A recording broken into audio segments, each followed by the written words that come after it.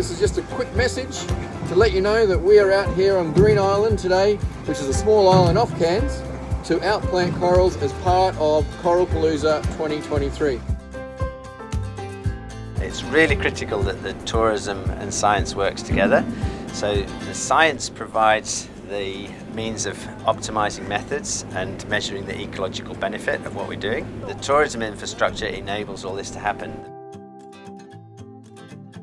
I think it's really important for us to see how feasible outplanting is on this sort of scale. From a research point of view, it's such an invaluable day having all of this happening at once.